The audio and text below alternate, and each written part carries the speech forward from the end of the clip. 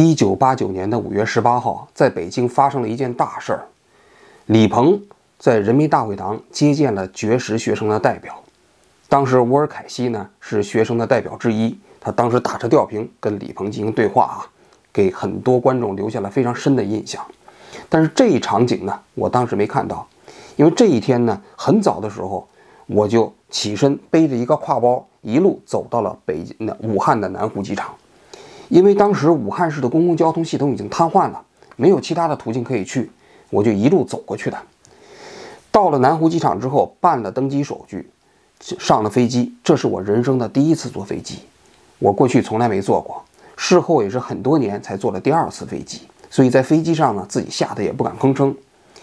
飞机落地北京首都国际机场的时候啊，北京淅淅沥沥的下起了小雨。但是呢，我不知道怎么去天安门广场，因为北京我也是第一次去啊，所以我就问我们坐飞机的那些同行的人，说我怎么才能去天安门广场呢？他们就告诉我，他说啊，他一听说我去天安门广场就问我，他说你去天安门广场干什么呀？我说我是武汉大学的学生，我带着我们武汉大学啊写给天安门广场学生的一封公开信，我要到那儿去声援他们。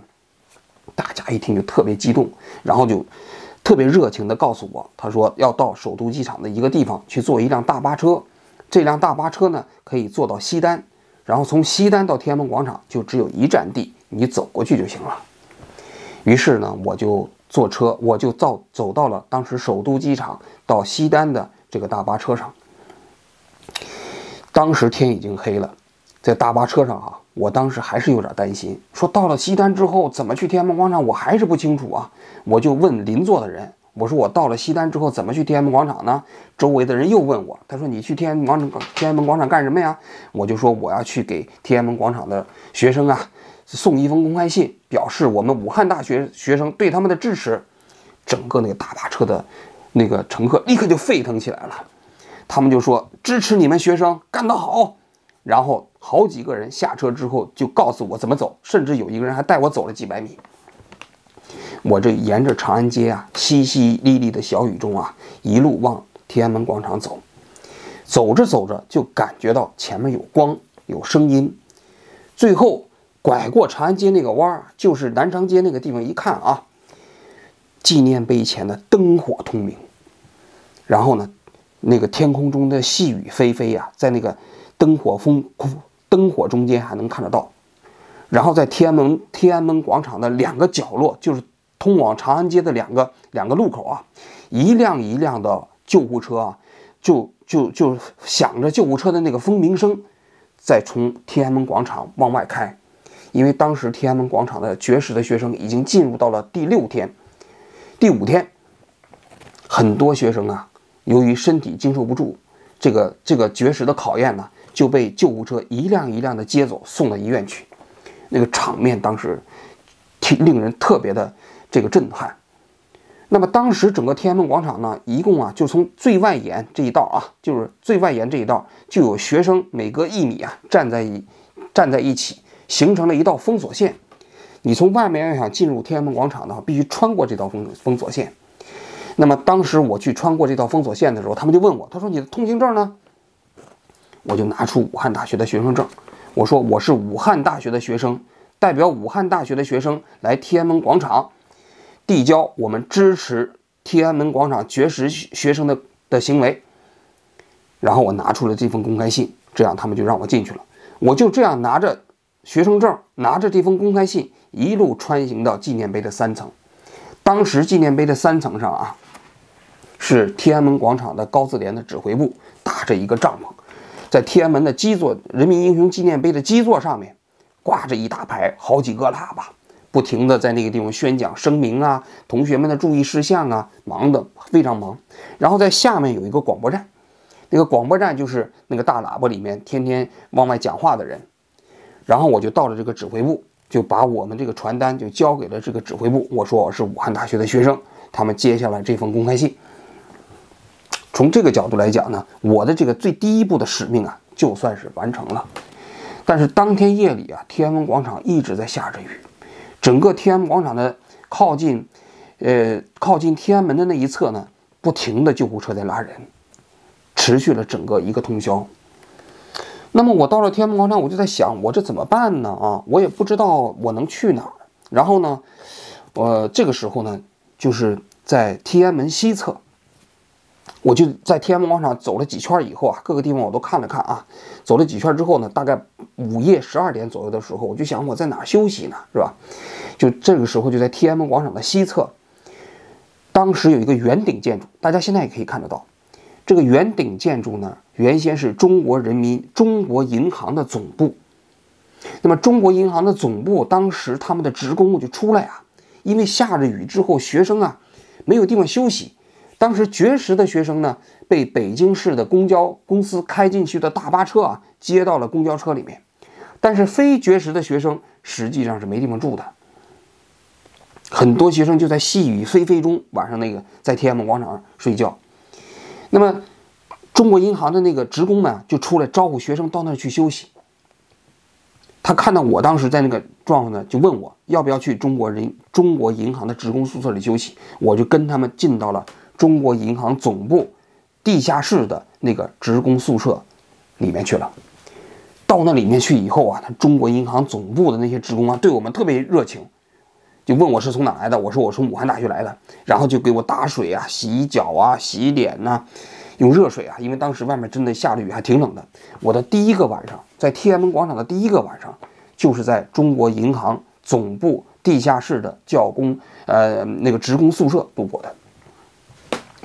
第二天起来之后啊，天就晴了，我呢就去天安门广场位于北侧的那个绝食区，就跟那些绝食的学生聊天。当时啊，我还记得，当时在大巴车下面，学生就围坐在那个地方啊。我就问他们，我说你们绝食了几天，身体怎么样啊？为什么要参加绝食啊？就出于我的好奇心吧。当时啊，因为我当时来北京啊，其实我有2个目的，我自己说我2个目的。一个目的呢，我是想把这份公开信送到天安门广场的这个指挥部。另外一个目的呢，我想在北京见证这场运动，同时呢，搜集一些这场运动过程中间的那些具有史料价值的传单呐、文物。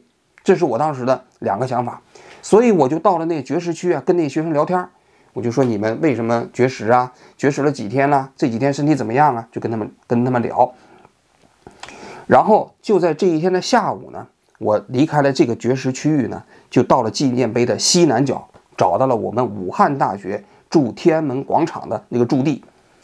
事实上，在我来天安门广场之前呢，我们武汉大学其实已经有不少人已经来到了天安门广场了。那么当时天安门广场给各个大学进行分配你们这个大学的学生呢，你分别在什么地方？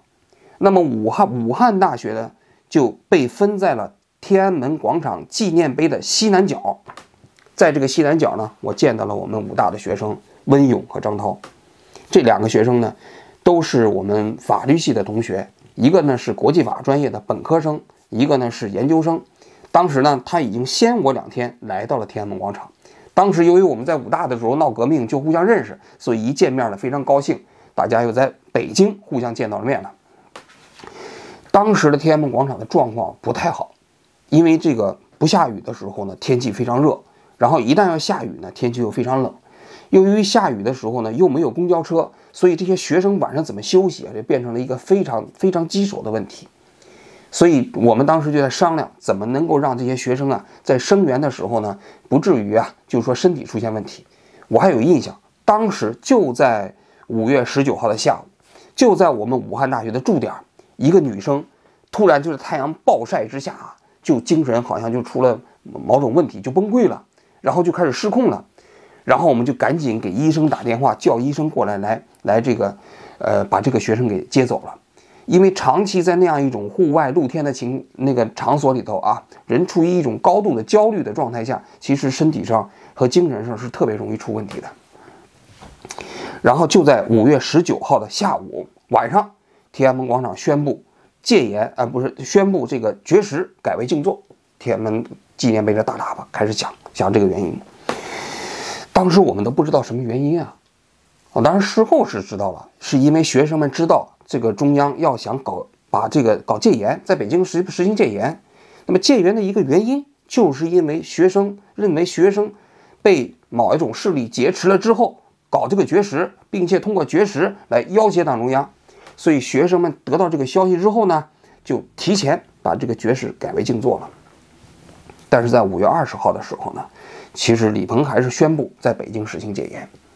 这个时候天安门的广场呢，也就开始成立所谓的纠察队，希望大家能够来保卫这个天安门广场。因为一旦实行戒严的话，军队就要从外界进入到北京嘛。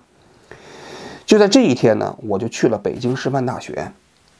因为在天安门广场那个地方呢，因为这个环境呢也比较糟糕，然后呢，我在北京师范大学有个同学呢就叫我去。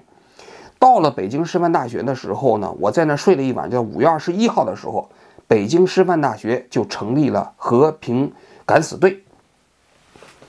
当时北京各个高校都在成立和平敢死队，北师大也成立了他的和平敢死队。那么当时在外面成立和平敢死队的时候，我就去报名参加。